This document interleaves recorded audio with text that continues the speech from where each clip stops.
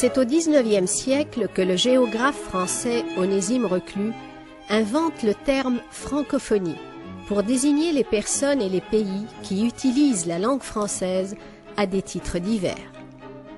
Un terme qui ne réapparaît que dans les années 60, quand plusieurs pays africains accèdent à l'indépendance.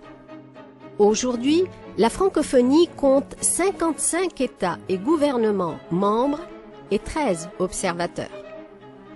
Présente sur les 5 continents, la francophonie représente un quart des États membres de l'Organisation des Nations Unies.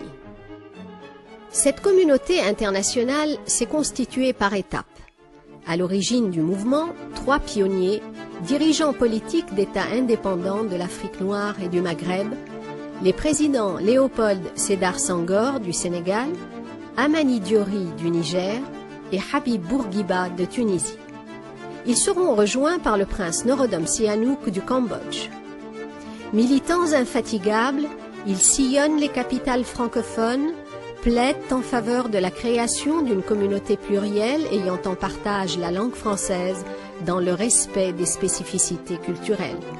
Ils réussissent finalement à transmettre leur enthousiasme et à faire adopter leurs convictions. La francophonie n'est donc pas, pour ceux qui ont lancé le mouvement, une aventure coloniale, une entreprise de conquête même culturelle. Il n'est pas question d'étouffer les langues et civilisations arabo-berbères, négro-africaines, indo-chinoises ou océaniennes. Une conférence ministérielle se réunit alors à Niamey, au Niger, pour définir les moyens de créer une organisation francophone pour la coopération culturelle et technique. 28 pays participent à cette réunion qui s'achève sur un accord de principe. Une vraie solidarité francophone sera organisée, engageant la responsabilité du gouvernement à partir de la conférence de Niamey. Le 20 mars 1970, l'Agence de coopération culturelle et technique, l'ACCT, voit le jour. Elle regroupe 21 États et gouvernements, à sa tête le premier secrétaire général, le Québécois Jean-Marc Léger. Pour opposer aux puissances obscures les puissances d'immortalité, chaque homme se fonde sur une culture et c'est la sienne, mais pas sur elle seule.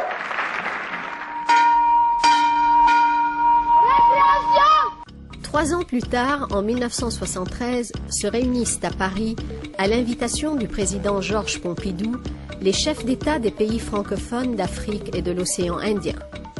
Cette conférence au sommet est aussitôt institutionnalisée. Elle va se tenir tous les ans et accueillir de nouveaux participants, d'Afrique noire comme la Guinée-Bissau, l'Angola, le Cap-Vert et du Maghreb, le Maroc et la Tunisie. C'est ce forum franco-africain qui va servir de lieu de relance de l'idée d'un sommet des dirigeants de tous les pays francophones.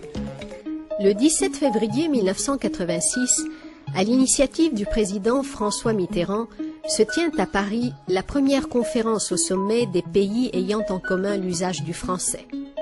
La séance inaugurale a lieu dans le cadre de la salle des congrès du Palais de Versailles. Ce premier sommet est une réussite.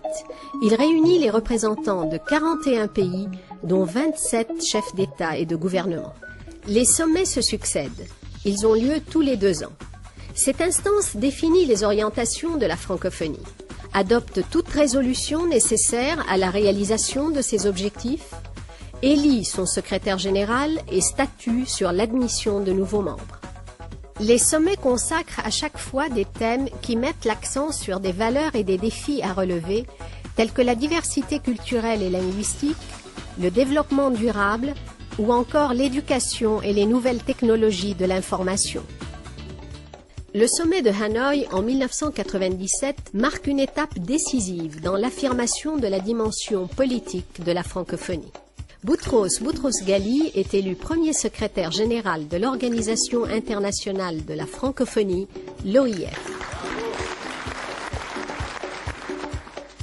Le président Abdou Diouf lui succède en 2002 au sommet de Beyrouth. Je suis conscient du fait que par 2 fois, le destin, comme vous dites, m'a offert de perpétuer l'œuvre de Senghor, une fois sur le plan politique, national, une autre fois sur un plan international dans une communauté qui a une dimension à la fois linguistique, culturelle, politique et économique. Et je tâcherai d'être à la hauteur et je suis sûr que son exemple et sa pensée m'inspireront constamment dans l'action que je vais mener. Le secrétaire général de la francophonie, Abdou Diouf, vient d'être réélu pour 4 ans au dernier sommet de Bucarest. Le président Abdou Diouf a été réélu à l'unanimité, sans même qu'il y ait une question qui se pose.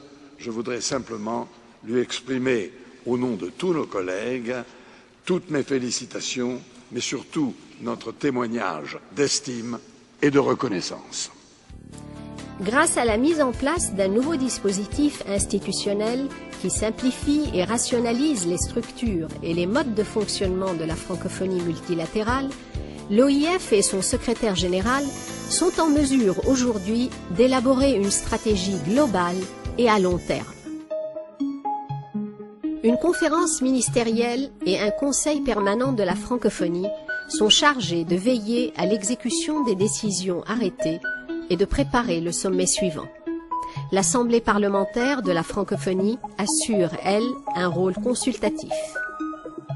Pour atteindre les objectifs définis par les sommets, le secrétaire général peut compter sur le concours de 4 opérateurs directs: l'Agence universitaire de la francophonie, TV5, l'Université Senghor d'Alexandrie et l'Association internationale des maires francophones. Les chantiers de la coopération multilatérale francophone se développent dans des domaines de plus en plus diversifiés, comme la formation à distance et l'enseignement du français langue étrangère, la lecture et l'animation pour les populations rurales, le développement économique, en particulier le soutien à l'entrepreneuriat féminin, l'énergie et l'environnement, la production audiovisuelle et la presse des pays du Sud, la consolidation des états de droit et des processus démocratiques, l'utilisation du français dans les organisations internationales ou encore la concertation diplomatique aux Nations Unies.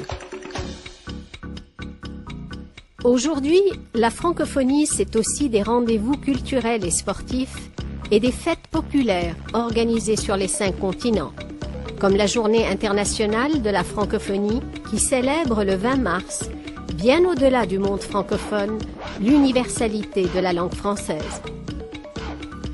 Comme les festivals de cinéma de Ouagadougou, de Carthage ou de Namur, qui attirent de très larges publics, ainsi que des professionnels du Nord et du Sud.